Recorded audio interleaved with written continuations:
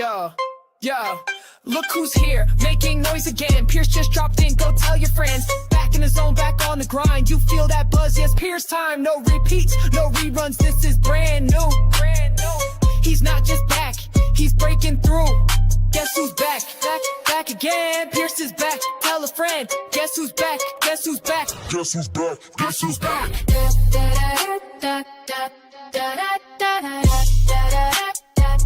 Pierce is back.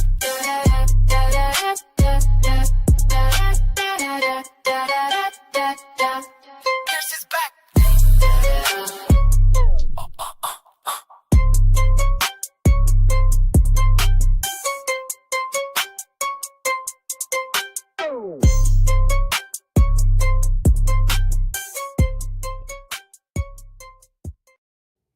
Hey, Nathaniel, welcome to the stream.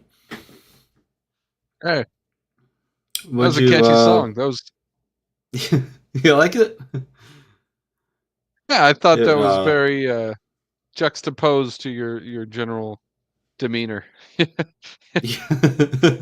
Yeah, it was a little, why not? Why not? It's a little bit on brand for me. It's a little cringy. I kind of do cringy stuff sometimes. So, yeah, it's whatever. I thought it was Yeah, fun. fair. Who made it? Did Huh? you make that, or was that like a? It was AI. So very little effort on my end. Oh, okay. Well, there you go. Yeah, it's crazy so- the things you can do with AI. Yeah, I know. Like that sounded pretty convincing, right? Yeah, I mean, I thought, well, how did you find a guy to sing that for you? I guess I'm just old-fashioned. Yeah, no worries. All right. Before we jump right into the topic here, do you want to introduce yourself a little bit? Sure, I'm Nathaniel. I guess I'm usually very like open, and I'm trying to work on that for the sake of my wife because it freaks her out. So I'll just give my first name for now. But I'm doing apologetics and stuff. I run Taurus Necros Publishing. I've been doing that for 5-6 years. I've been author since I was a little child, since I was 8 years old, and I'm a Roman Catholic, for better or worse. It's been pretty good. I think that's a fair introduction. Is there anything else I should say about myself? No, that sounds pretty good. Good. On the, Yeah, I always talk the to other you, hand- so it's good to cut me off. that's no, you're good. On the other hand, I'm just a guy who has conversations with people. That's it. I'll keep it short and brief. Really? Yeah, Good. that's it. So That's what epistemology means. okay. So we got we talked a little bit. We had a little bit of a back and forth. You Mhm. expressed interest in calling into, what was it? The atheist experience, was it?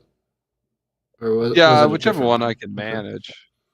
Sure. Actually, the closest I came to was calling Talk Heathen. I think that's like a 2 Okay. o'clock or a 1:30 or something like that. Gotcha. Okay. And you showed a little disappointment because your times didn't match up with your availability, didn't match up with their show times and stuff like that. And Yeah. and you It's were just hard asking to if be I- a working father. Yeah. Yeah, I agree. I'm in that same boat. So you asked me if I was still doing live call-in shows. I was like, no, not really. But hey, we can set up a time, and now it's that time. And I asked you what you wanted to talk about and what was important to you, and you said like relationships, right? And you mentioned that you were a Roman Catholic, and yeah. So tell me about that. What is important about personal relationships and how that ties into Roman Catholicism? Well, actually, I was just talking to a friend. I told you I was visiting a friend. He just had a baby, and Mhm. I was telling him, "Man, I'm working so hard. My mind's so warped and whatnot." Of course, he's been up all night with a new baby, and he was talking to me, and I said what I was doing with apologetics, and things like that. And he started going into, he's a Roman Catholic too, and he started going into like all these arguments he knew against, or for the existence of God. And I was like, you know what, I kind of like see the game, and I'm not a very good apologist because I haven't actually looked into all the different arguments. I just have a vague understanding of them and a vague interest in them. But it just seems like you don't, it seems like you don't get to accomplish anything by arguing with people. Now you ought to do it because otherwise people will think you're dumb. So you be prepared to give an answer and all that kind of a thing. But it's really what it comes down to. It seems to be, if you're trying to actually promote your religion, is to get to know people, treat them better, and basically um, practice what the saints do, and then set an example of a virtuous person. I mean, basically, my whole argument for the existence of God is that I think everyone can see virtue. I think it's universal, and everyone admires and respects it. And so it would be it'd be stupid if I didn't also act virtuous, you know? So as far as, like getting along with people, that I guess you'd call that there's a sign, or there's one of the lines in the litany of the holy name of Jesus is, "Jesus most amiable." And that was, I mean, you see him walking down the street dealing with anybody with a full attention. So, I don't know if that answers your question. Yeah, I think it helps. Um, Kind of the first part of what I heard you saying was like don't you have answers prepared, but don't necessarily argue with people. That might not be very helpful in promoting your religion. What I heard you say instead was more like lead by example. Um, did I get that Sure. part correct? Okay, cool. Yeah, I think the name for it is ethos, if I recall correctly. That's what Okay. someone told me when they were like Aristotle. You know what I'm talking about with that? Because Yeah, Aristotle has yeah. those three. Maybe it's Plato, but it's logos, pathos, and ethos is the person who is making the argument. Who he is as a person is part of the argument. I I believe it's more along the lines of what he believes. Anyways, doesn't Okay. matter. But I think yeah. Anyways, so You might know better than me. maybe you're right. I don't know. It's been a minute, but so we're leading by example. We're trying to avoid arguments when possible, but have an answer prepared. You said everyone sees virtue. Can you expand a little bit on that part? I'm not sure I quite grasped that. Well, I mean, depending on what groups of people you're dealing with, um, like let's say like the Muslims, for instance. Okay. Of Muslim people I've dealt with, it seems like they always have now it's not like this is the only thing, but they seem to have a strong uh, respect and notice for somebody who practices temperance, which makes sense. I mean, they forbid pork, they forbid alcohol, and all these kinds of things. And that's really, if you understand historically, that's been the role of Islam and of Muhammad, is to kind of temper the decadent uh, tendencies of the West. So that's an example there. But it's like anything, like especially when you read like the apostles going to convert people, or if you just like meet somebody, if you meet him and he gives you a lot of attention, he focuses on you, he gets to know you, well, that's a virtuous thing. That's the uh probably related to like charity, to the love of the neighbor and that kind of thing, where you don't really care, or humility for that matter. And so I've never it's almost like it's so fundamental that people don't acknowledge it. They just assume it. You know what I mean? Like even atheists, they say I'm pursuing truth. Well, that's a virtuous thing. That's justice. Truth deserves to be pursued, acknowledged, say it out loud, so you give to it what is true. And it is true that most religions are false, that even if somebody is true in their religion, there's false aspects to it. So to challenge those sorts of things, there's nothing I mean, you could be dishonest doing that, but the idea of it is not particularly dishonest. My dog's Okay. trying to break into this. I think my dog caught a mouse or something. Anyway, sorry. That's okay.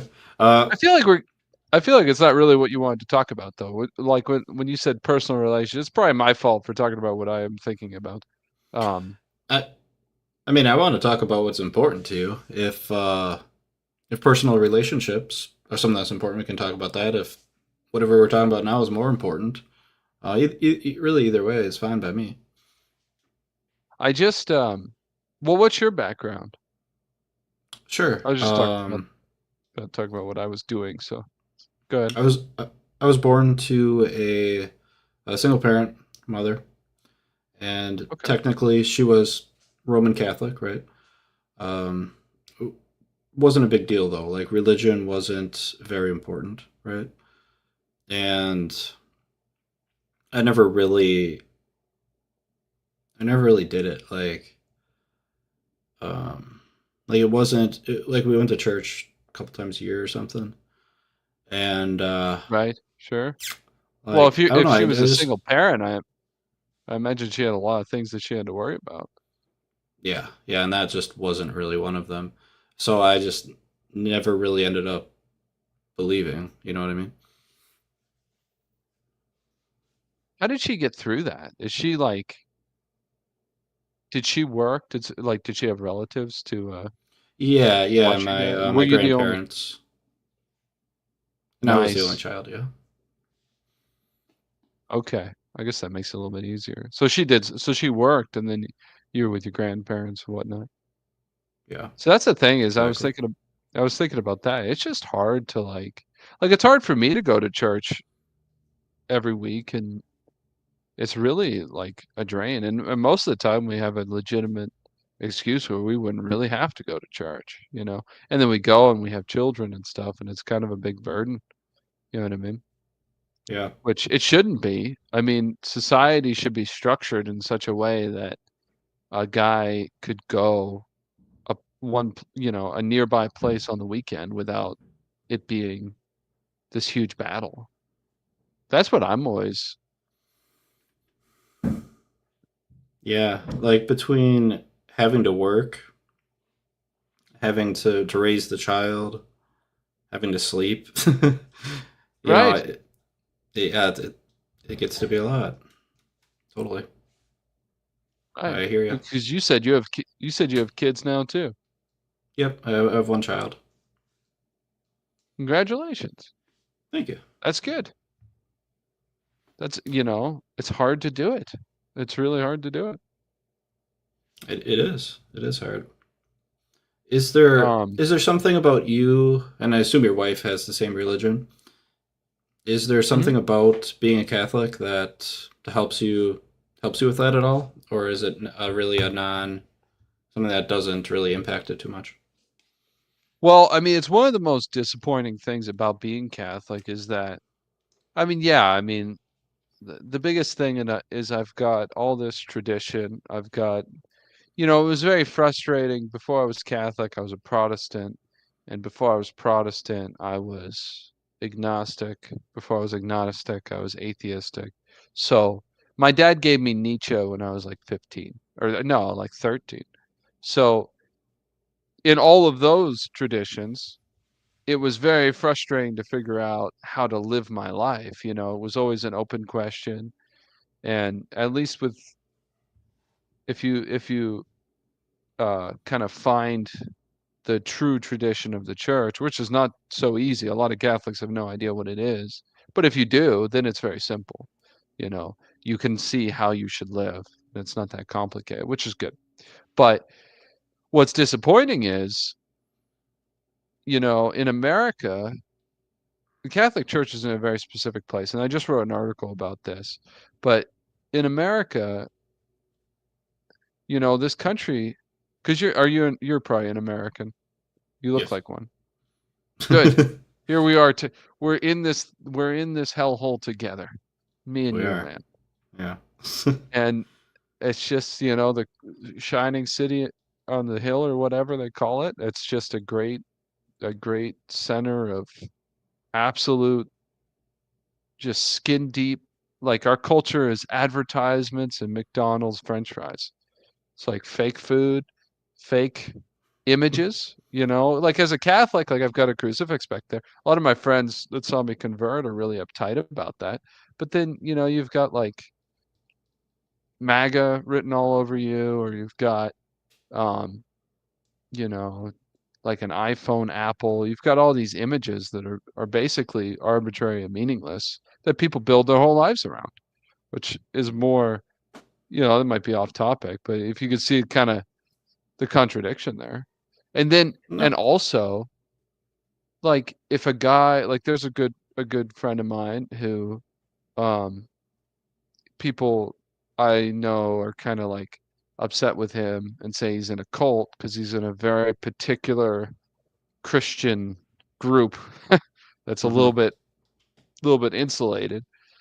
And so they were arguing with him about him not following the Bible and stuff. And they were like, because he doesn't quite understand the Trinity. Well, I think he does understand the Trinity and it's fine. But they were saying that, well, he might accidentally practice idolatry because he doesn't finish, he doesn't believe in the Trinity. Well, meanwhile, he's working for some corporation 60 hours a week. His whole life, he comes home, is exhausted. That's what his whole life is built around. And it's not at all like, it's voluntary. He wouldn't got the job, but why does everyone do that? And this corporation has got, I don't want to say what it is, but that particular one, but you pick any corporation, pick Microsoft or whatever, or pick Yeah. you know, you know what I mean? They've got an image. They call it a logo, which is the word that they use for God in the Gospel of John, the logos. And they really want you to be into their image. They really want you to be into their company spirit. It's a spirit. And then, you know, you end up giving your whole life to it. And then how do you have time for personal relationships? You know what I mean? Like Mm. how do you have time to be around your children and stuff like that? You're probably more of a like independent sort of guy that does your own thing. I'm guessing, like music and that kind of thing. Mm. Uh, Not sure exactly what you mean, but I would say, I mean, maybe. What do you mean by that, Well, actually? like, well, you don't seem like the kind of guy that's like out and married to like a 9 to 5 job. Like you're actually, you think outside the box and you'd go and Oh, okay, start your gotcha. own. You know what I mean? Yeah, I mean, And I think, I try to do lots of other stuff, outside my job, but I do have to have the 9 to 5 too, so right. kind of Well, is what it and to is. pay the Yeah. bills, because to pay the Hmm. bills. Exactly. But you go there and you have to pretend like you love it, or they'll take away your paycheck. Maybe yours is I, different. I don't always do so well at pretending that, but I'm still working there, so I'm must be doing something right. Good. Congratulations. Yeah, a lot of people. I mean, I think it depends on the company too. Like I've noticed like software folk and whatnot, there's a little bit more. 'Cause my family was all engineers and stuff. There was a little bit more of an understanding that you don't have to be like I think maybe it was what Apple did when Dell, or not Dell, but what's that? The advertisement where he runs into the room and throws a computer at the screen? Uh that was Apple. Yeah, Apple did that. Um, they Yeah, were they were that was a dig at Microsoft because right, Microsoft was the boring, uh, you know, place that just all corporate, all business, all beat you right. down with spreadsheets. Yeah. Right. Yeah. So I think there's a different culture that was kind of set in, Anyways, well, I'm just going on and on. All I right, can't yeah, I remember would what I like. started talking about. Well, let's circle back. So I think what Oh, you were you know what I saying. was gonna say? I'm sorry, because I remembered what you asked me was about how does Catholicism help, like, just live daily life. I Yeah, think I think if I was raised Catholic, it might help more because it seems like Catholics tend to get divorced less and they come from homes that aren't broken.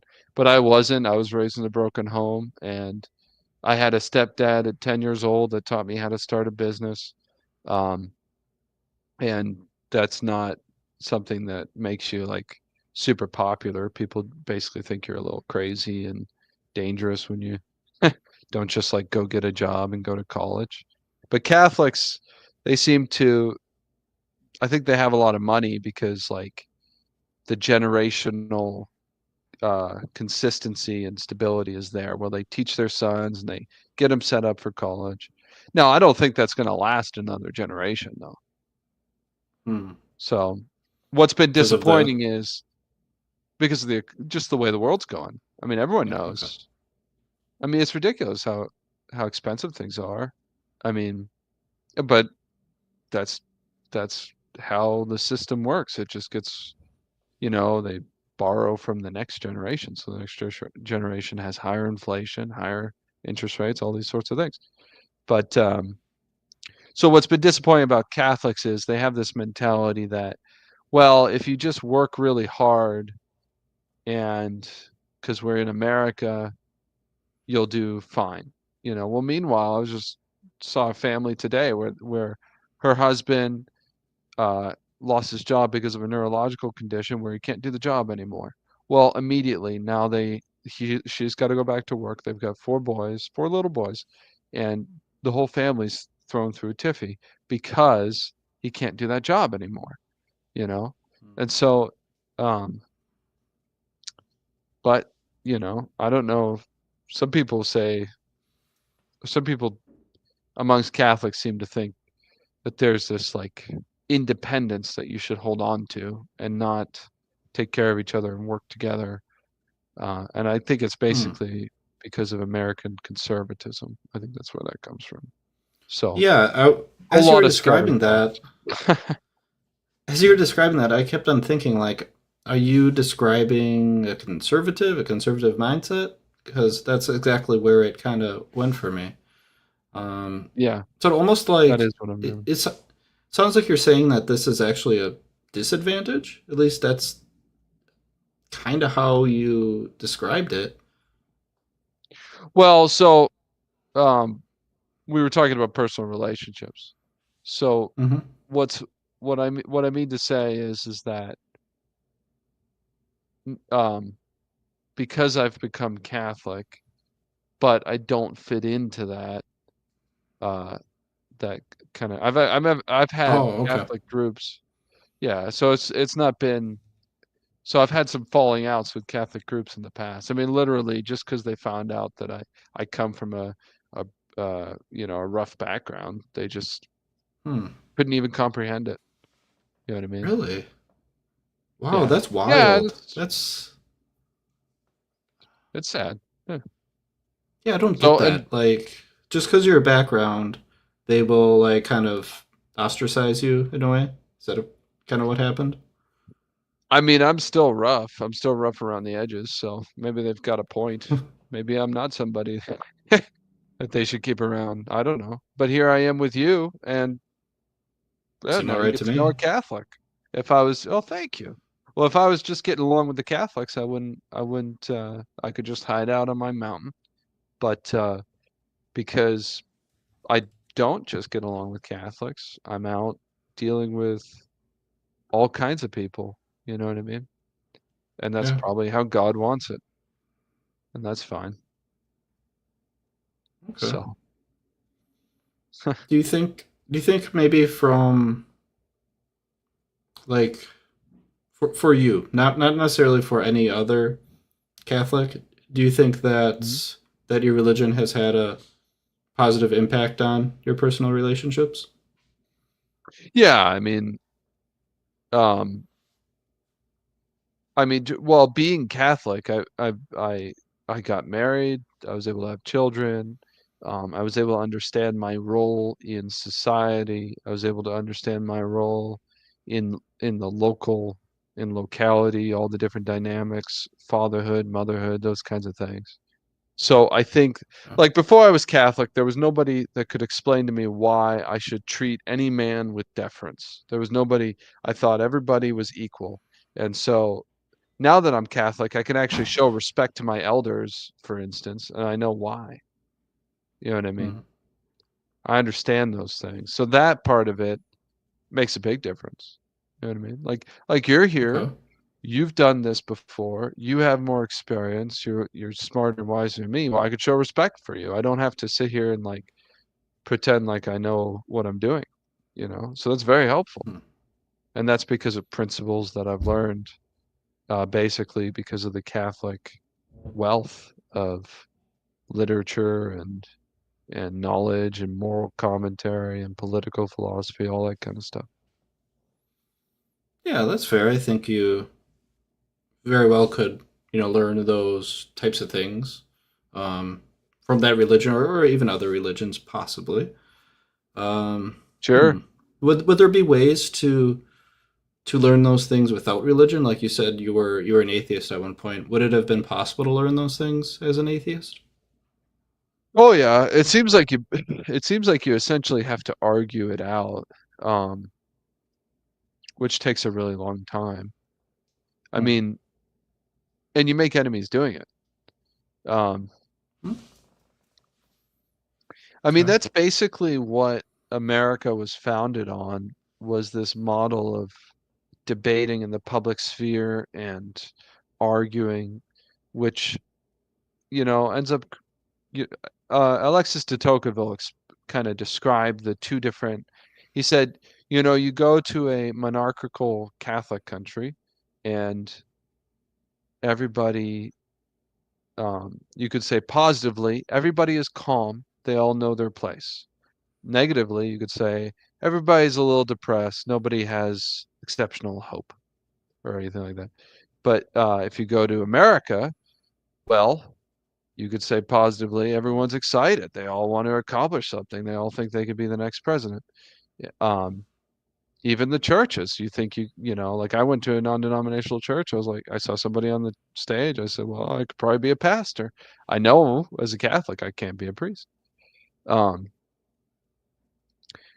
so the negative description of that would be anxiety and worry.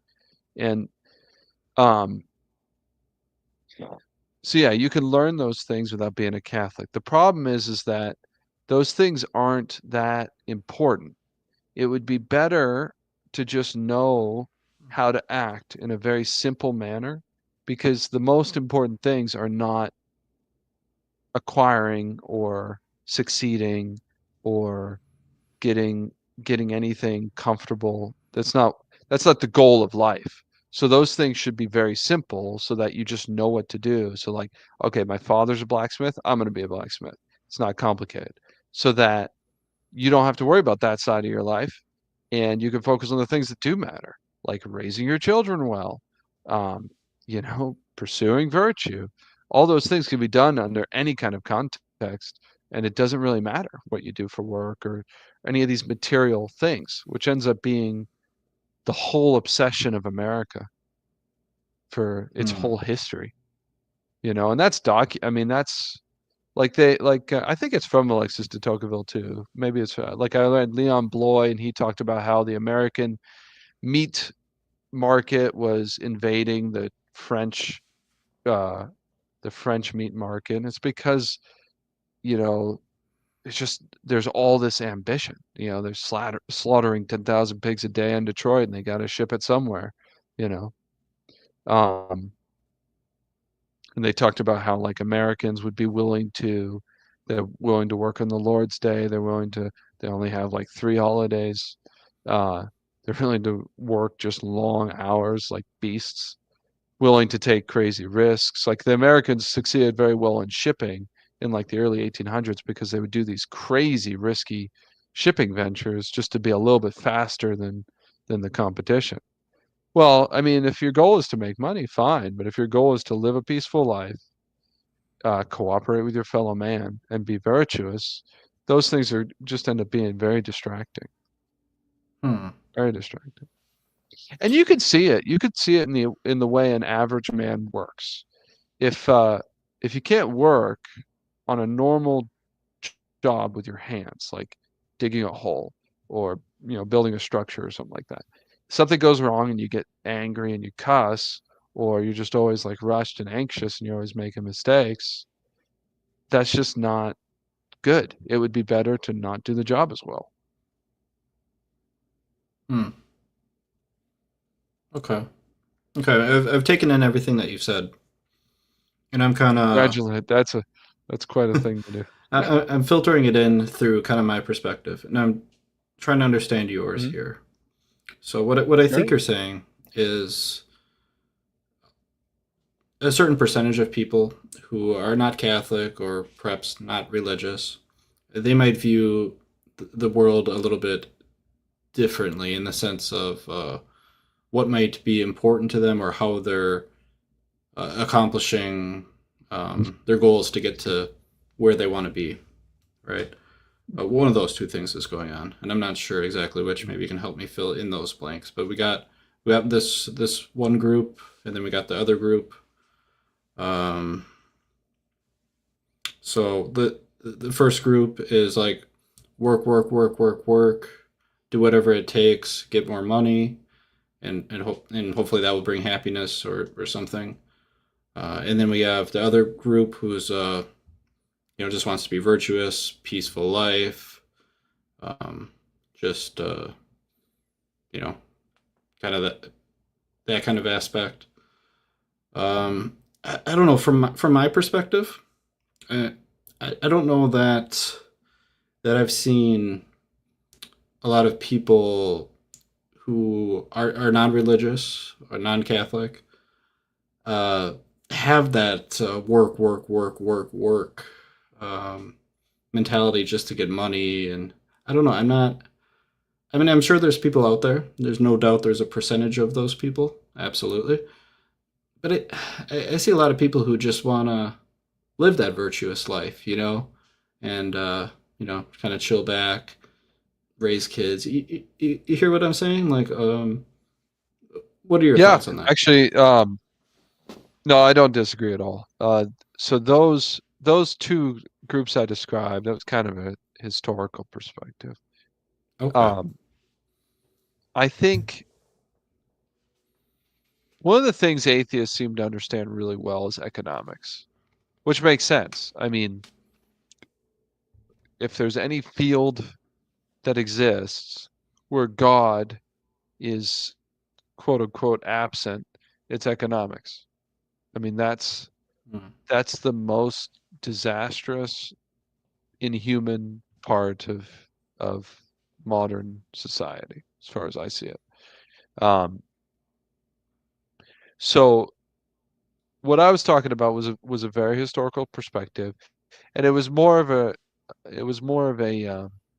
comparison between kind of the like white Anglo-Saxon Protestant sort of culture that built America and the more traditional Catholic culture you get in like Spain, Okay. for instance, which obviously Spain lost a war to America. Um, I'm writing a book about that. So if we want to fast forward 200 years to where we are today, well, we have this vapid, shallow culture where, like I was talking about, you've got all these corporations and things where it's just very empty. I think a lot of people just reject all of these traditions. They're not that old, but they reject all of them and just start over from scratch. And so, yeah, I mean, Hmm. you would expect those people to be the kind that are philosophical. They're pursuing things differently. Sometimes it's just about living in a fun way, but even that way is kind of this Epicurean, like pursuit of meaning through pleasure, you know. So it's not really as shallow as people make it out to be. Uh, but then there's other people that go, more of a stoic direction where it's more about denying yourself and pursuing. Yeah, in fact, I remember when I was that mentality, because I went through that. Um, I mean, I even said to myself, well, I should get married. I should have children because those experience, if I only have one life to live and it's all about having experiences and kind of becoming the most I can, those experiences are a lot more deep and significant than, and even like writing books and doing some of these things, uh, trying to make art. Um, they're just more important than uh, they're more significant than like skydiving or drinking or doing, you know, exotic drugs. And I think partly the people who end up pursuing those experiences, some of it could be kind of like a pusillanimity where they just don't think of themselves as being that significant. The world doesn't give them a place to be. But also, uh, I think they just don't think that those things will interfere with other pursuits. They don't, you know, and they may or may Mm. not. I don't know. I Okay, mean, I so they might personally think a be. lot of things will. Go ahead.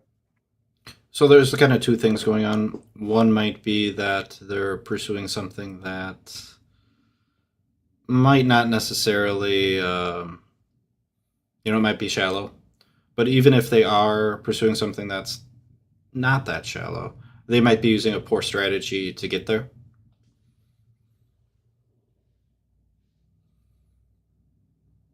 Uh, no, no, what I was trying to say is that people who are not religious, I think, are rejecting American religion. That's what I think. Oh, okay. And Okay. Gotcha. by by and large, they're pursuing truth or justice or some kind of virtue. And I think, given enough time, they'd end up uh, becoming Catholic or just Hmm. becoming really, really evil. That's what I think. Really? But Those are two people don't extremes. have much time. Well, people think evil. People think Catholics are evil, so it's. Uh, But yeah, I yeah. consider those extreme opposites. Sure. Yeah, I figured you would. I mean, there's um, an argument. Well, anyways, I don't want to overcomplicate how that. do so you gave these two There's an extreme argument examples. that Not the most evil people. Good. I'm wondering how, like, you gave these two extremes. How do you think, um what do you think makes someone go one way or the other way? Uh, uh, I would say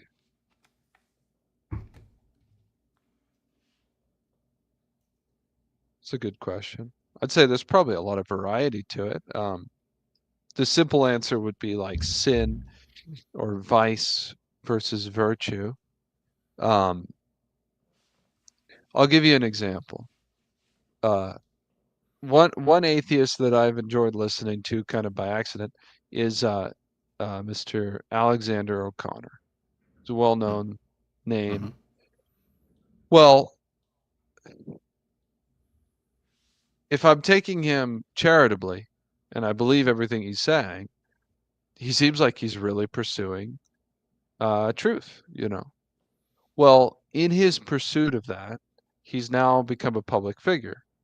Being a public figure, he now has uh, a claim, he has honor, respect given to him, probably money given to him, all these sorts of things. Well, and with that, you can pursue certain things, certain pleasures that make you could just fulfill your wants.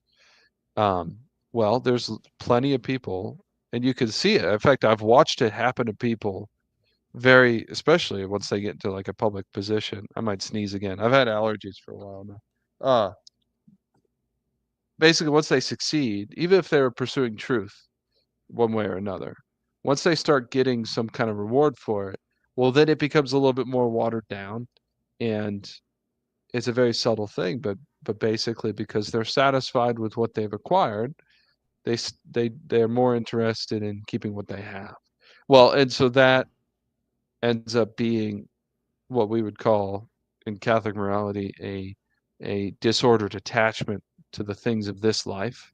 There's not that higher yearning anymore, and so that ends up basically leading to damnation. If you keep going down that road forever and ever. And I think basically, so you have one road to heaven. You have one road to acquiring infinite, endless happiness on this earth. And there's all these little pitfalls that you could fall into on the way. Now, and as long as you draw as long as you draw a breath before you die, you can go back and continue on that road. And I do think it Hmm. eventually leads to Catholicism. I mean, you'd have to define what Catholicism is, and most people don't ever care to do that. But the word means the universal religion. So basically, what it means is if there is a God, he the God that we understand, not necessarily just a higher being or a authority or anything. Even the Bible uses the word God to refer to angels. Not that, but actually an omnipotent, universal God who made everybody for a purpose.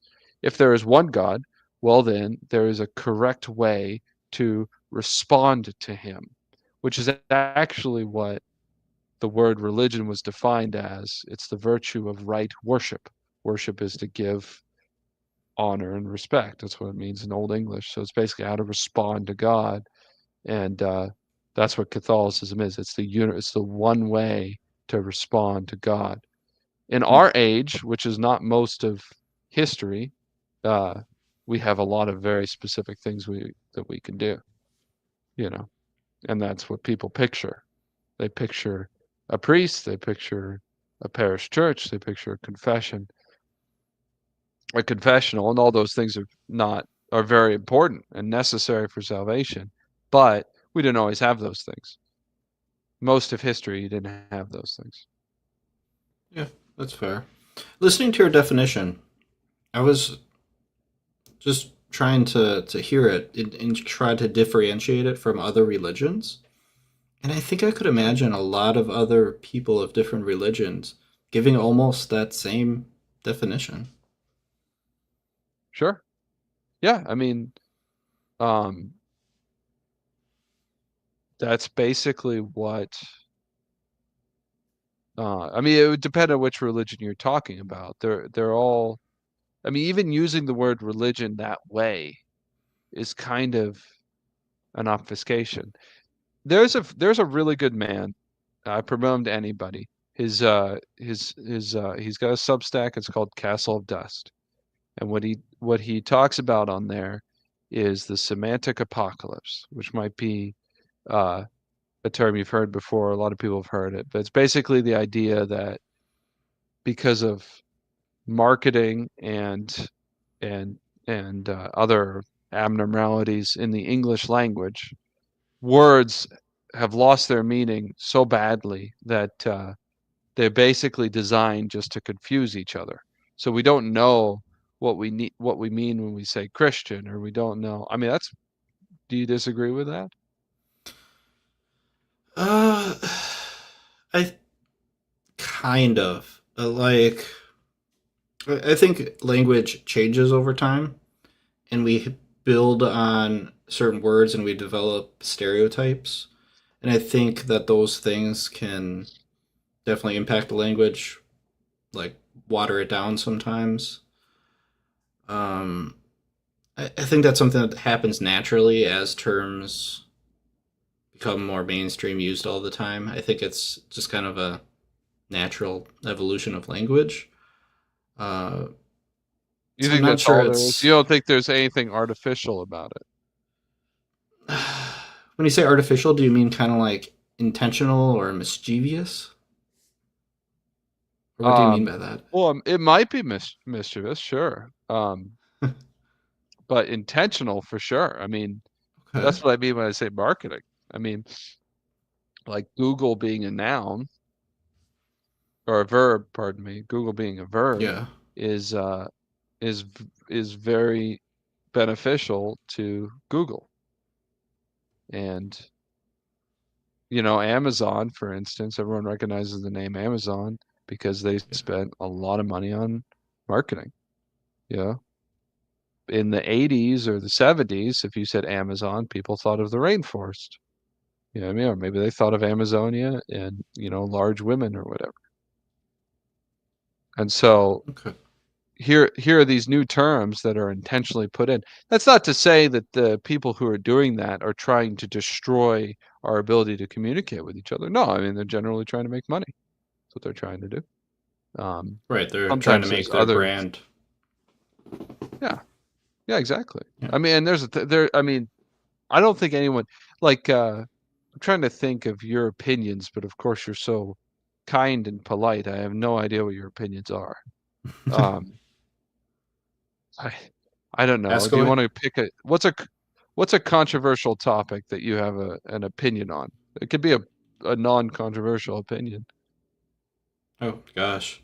Um. Uh.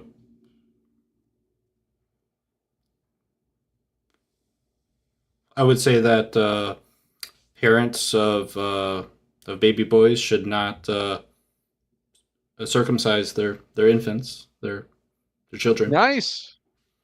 Okay.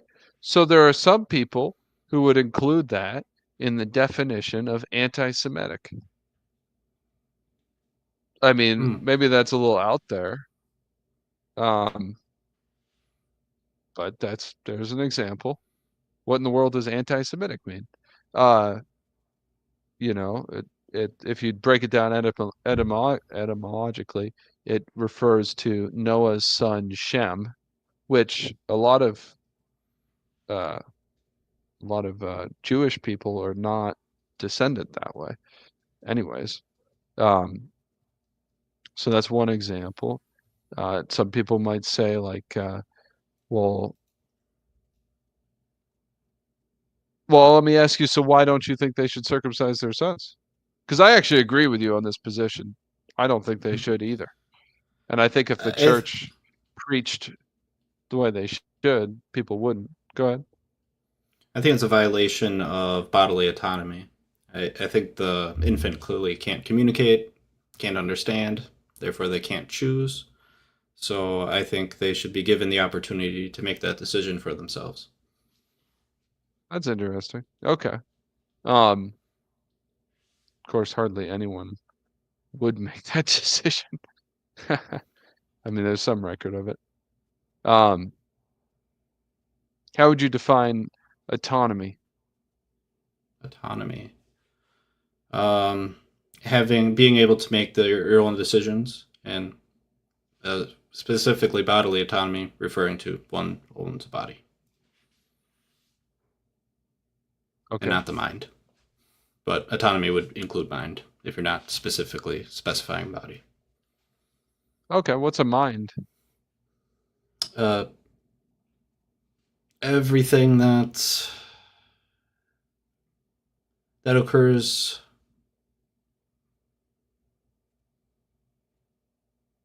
I guess I would define it as brain activity, I guess. Is the brain a part of the body? Yes. Oh, yeah, you got a point there. You got a point. I Um, think of thoughts as more abstract most of the time, but probably are physical, therefore part of the body. Mind is a good example of a word that's changed meaning over time. It used to be it still is technically synonymous with soul. It's um like psychology, psyche is the soul. In fact, in Greek mythology, I think the psyche is pursued by Eros, which is connected to the Christian idea of the divine spouse, the fact that your soul should unite to God, which is very interesting. So, but because of and it's not like this is only modern, but the meaning of mind being restricted to the material brain is a very modern thing, you know. So that's an example. But basically, what ends up happening is people, if we were to go back to religion, people end up arguing about things, um, and they're very convinced that they know the meaning of a word. And the truth is that there's all these different meanings of the word, and they don't agree on it. You know what I mean? Like a Muslim, for instance. Well, the word Muslim means submitted to God. I have Muslim friends. They think I am being Muslim in my own way. I've been told that, you know. The word Jew means descendant of Judah, which is a son of Israel, you know. And then the word Catholic means universal. The word Orthodox means the same law. But whenever we use these terms, we picture things that don't technically exist and are not very precise. You know what I mean? Like, what is Islam? What do you picture? You know, like, do you picture a world map or of like Arabia, you know, or do you picture just a horde of people with brown skin? You know, what is it? You know what I mean? Like this thing. Yeah. It's like, here's another one: a legal immigrant. What? You know, do you picture a person that you know?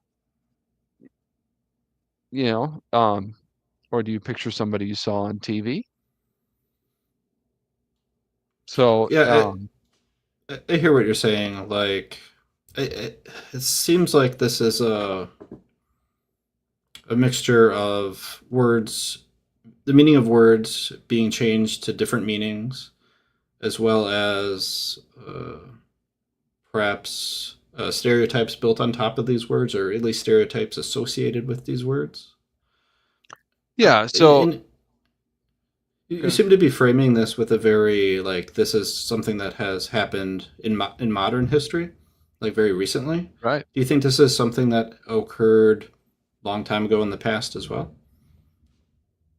I think that in the past, um,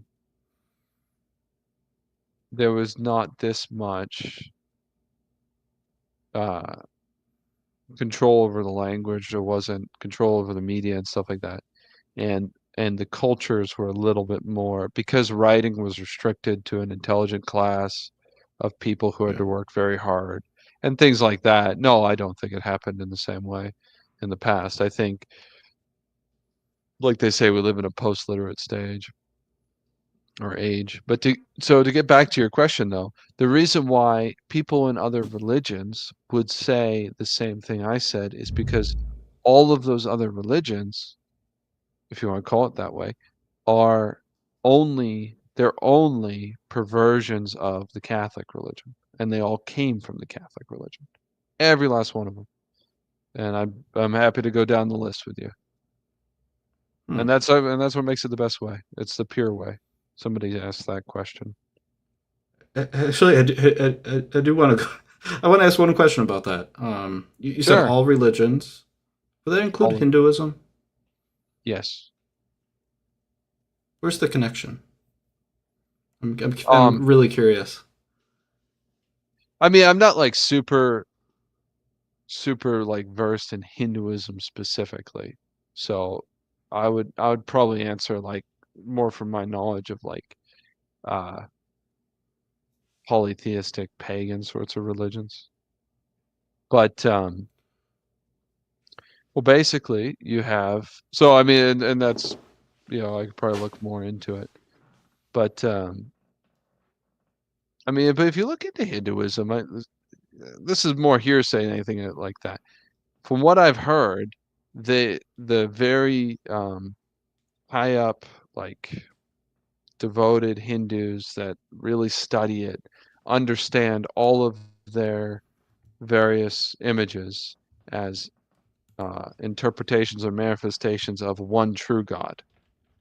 And well, there's a reason for that. That's because God made Adam, and Adam knew God perfectly, and he knew the angels. When and it's described in the Book of Wisdom, when man started to sin, he did different things first. He Cain killed Abel and stuff like that. And then Cain went off and founded a city. Well, in the book of Wisdom, you have it described how idolatry came to exist. There's like a few different examples. He says, and it basically is written. I mean, it's written unequivocally. This is what happened. This is how people started worshiping idols. A man's son died, and he made an image of him, and then commanded his servants to serve it, or worship it and stuff like that. Give it honor. Another man wanted to give honor to a distant person that was powerful, some kind of authority figure. Probably one of the patriarchs, or maybe Cain or something like that. Probably an ancestor. It's like Cain named his first city after Enoch. And the third one had to do with, if I remember correctly, he needed protection on his journey or something like that. And so you end up getting this perverted tradition of, and the Bible mocks it, of people making images of things that don't exist, or of people, or of that did exist and then died, like everyone does, or of creatures, and then they end up having all of these traditions in order to gain from them certain benefits for things they can't control. It's the same criticism atheists make very good criticism of religion. That's essentially the essence of religion. That's like, if you look into like pagan traditions of like inviting a daemon, like the Greeks did, into a statue so it would live there, and different things like that. Well, that's one side. That's what men are doing. The other side is the angels.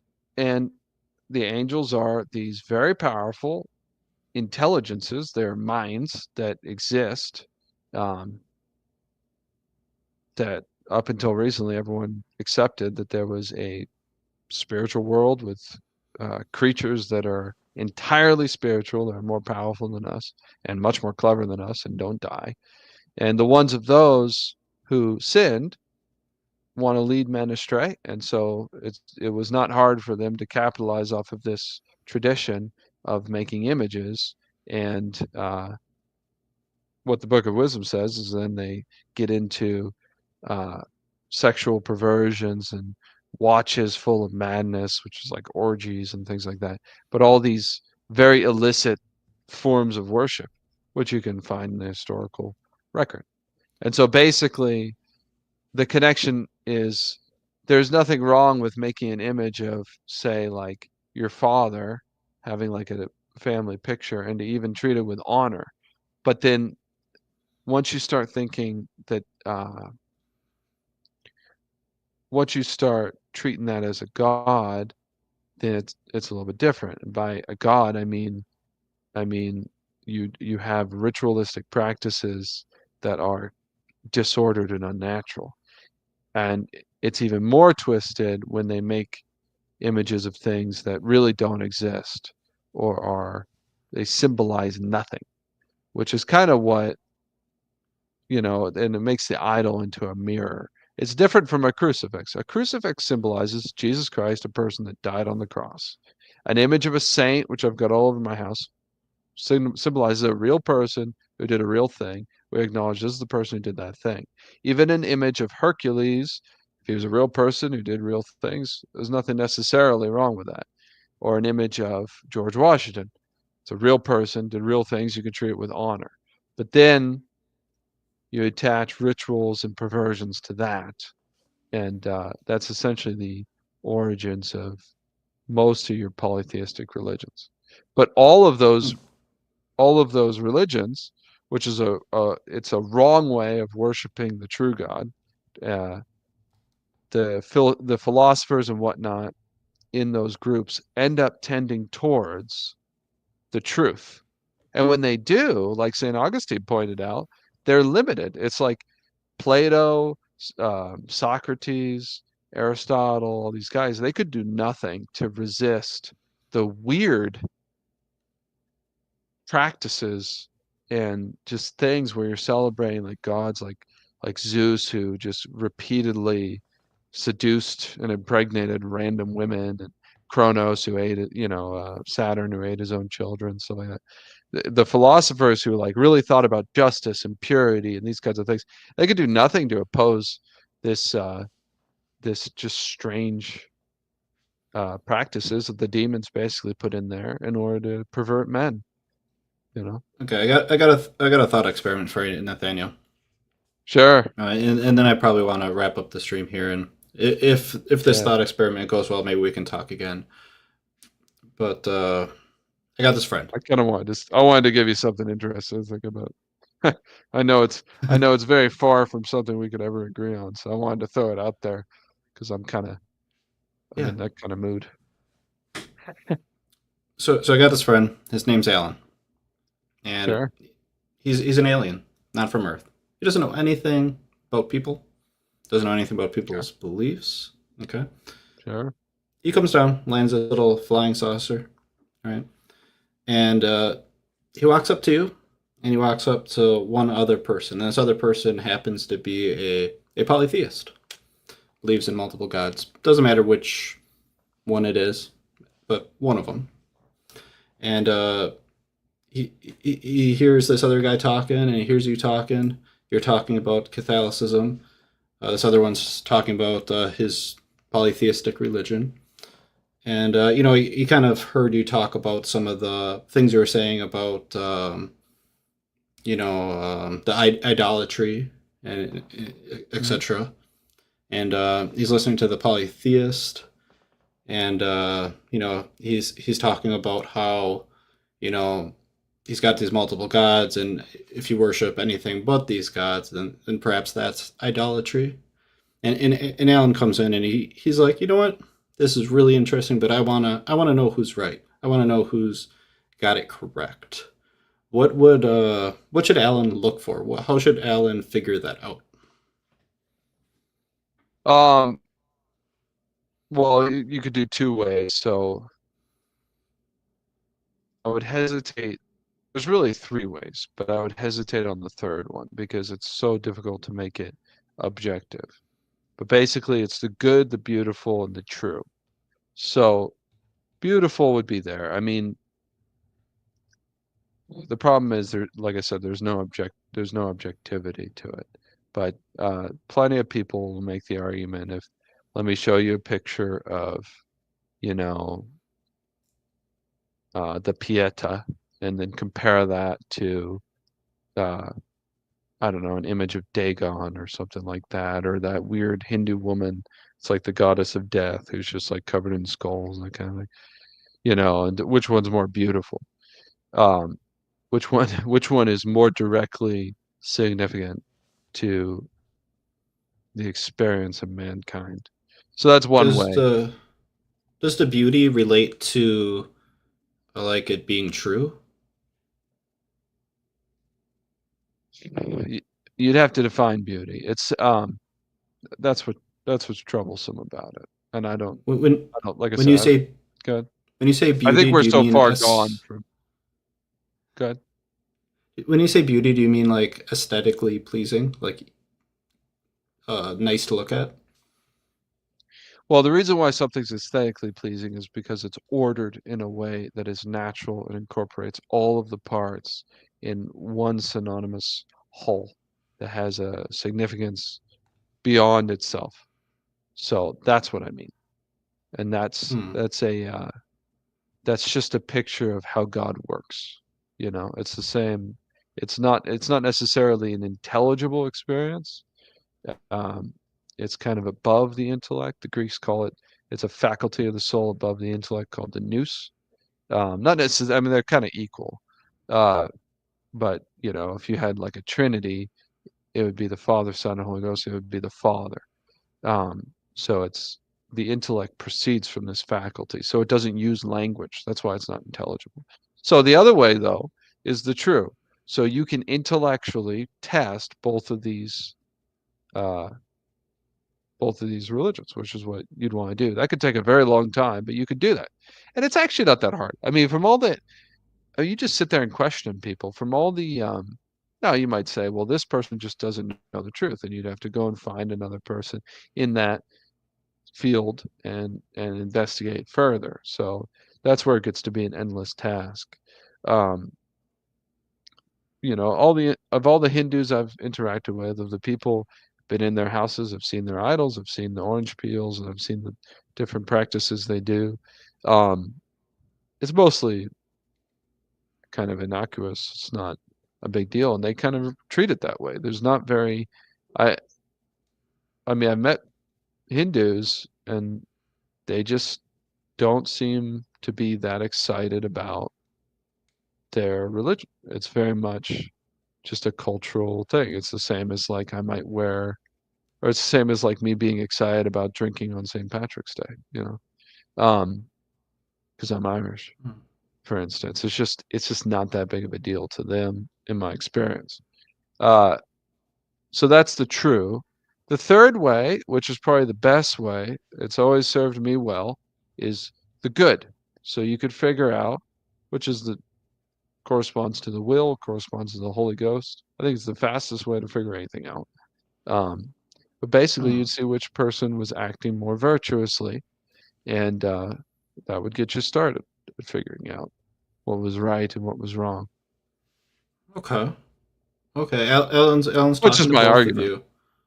Okay, He's trying to figure out who's more virtuous, and sure. he's talking to this polytheist guy, and he thinks he might think he's doing pretty good. He's sounds like he's talking the talk, walking the walk. Looks like he's being an outstanding human being, citizen, respectful, um, honest. All the good traits, all the good virtuous traits. Would Sure. there be a way for him to figure it out that way, or would that just be kind of he'd have to move on to a different method? I mean, um, no, I mean that would probably. So, so you're saying, get this straight. So this polytheist. So in this conversation with two people, so he's comparing me, the Catholic, to the polytheist, Hmm. and the polytheist is virtuous. Yeah, I mean he's seems to be an honest guy. He's given Alan a lot of respect. Yeah, Okay. and he Yeah. thinks you're So like respectful you too. would. Don't he thinks you're also Yeah. So you're that's also what was virtuous. weird. Yeah, Is like, are we comparing? Okay. So we're both equally virtuous. yeah, yeah. Well, he'd probably want to befriend both of us, because that's a good idea for somebody who's good, and observe us over time, which is very significant. That'd be the honest thing to do. That would probably cause God to prolong his life, um, to continue this search, because he's not just walking away from it impatiently or saying, "Oh, I've got to pay the bills" or something like that. Um, and then also other people. Yeah, you'd probably want to test other people. That'd Hmm. be the way to go. And that's Get I a mean bigger that's sample size. generally a good way to approach life. That's how I became Catholic. That is how I became Catholic. As much as I complain about Catholics, um, I mean, assuming Alan is literate, uh, I think it I think it really helps to read about other people in history, and I think everyone pretty much ends up doing that. They just focus on this or that person and this or that time period or something like Yeah. that. So, yeah, you end up looking at a huge, huge quantity of people to actually figure out the truth. And you could also find a virtuous person and question him using your intellect. That's basically what, like what the Bible says, um, all of creation proclaims God. Uh, you know, that's what it's talking about. It's basically saying, and a human soul is the highest part of creation. Blessed Virgin, and then Jesus Christ's soul is the highest things. And so we have the intellect, we have the will, we have the heart or the nous, and those things you can use to interact with creation in order to find God. And it's not like that's something that's see, the thing about being Catholic is you don't get to go to heaven just because you're Catholic. I think that's a big reason why America has the history it does is because of secured salvation causes people to be more focused on material accomplishment. Mm. But you basically have to continue that process your whole life. And what I am saying is the more honestly you do that. So if you're in a pagan country surrounded by pagans and you find the most virtuous pagan and befriend him and you act virtuous, you learn from his example, all these things that God gives you in order to pursue God, well, then he will be faithful and give you more of the truth. I think that was probably simpler in earlier ages, and there are tons of historical examples of very virtuous pagans miraculously converting. Like, for instance, look at converting to the Catholic faith and becoming baptized. Look at Mary Agreda, who actually bilocated into America and taught tribes that were very far away from the Spanish missionaries the true faith, taught them baptism and whatnot, so that when the Franciscans came later, these Native Americans they were meeting said, "Oh yeah, we've been waiting for you guys. We want the sacraments," and converted. And that, there's a lot of examples. St. Albans, another example. That's just a recurring thing. All right, Nathaniel, I think I'm gonna wrap up the stream shortly here, just in like another minute. Before I let you go, how did you think this conversation went? Think this was good? Just asking for feedback. I thought it was good. I mean, you're not a very exciting individual, and so I felt like I really had to ramp up the religious lunatic aspect just to kind of increase the excitement, and but I guess that's your goal because you're being, yeah. Well, I'm trying to get to know you too. Like, it's good to be compassionate. It's fine. I'm passionate. So if you're compassionate with me, I think you're going to become less laid back. I've got some really strong passions. So Okay. does that answer your question? All right. That does answer my question. Any questions for me? I think you're a good friend. You're fun. You're really a fun guy to talk to. Keep up the good work. Thank you. All right. Then I'm going to end the stream. It's going to play a little song, and that will be a wrap. Thanks, everybody, for watching. Thanks, Nathaniel.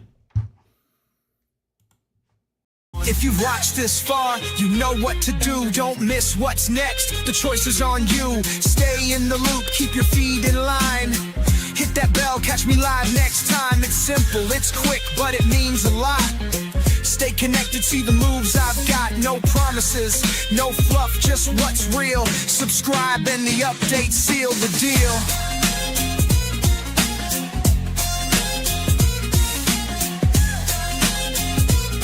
Subscribe, hit the bell, and I'll see you.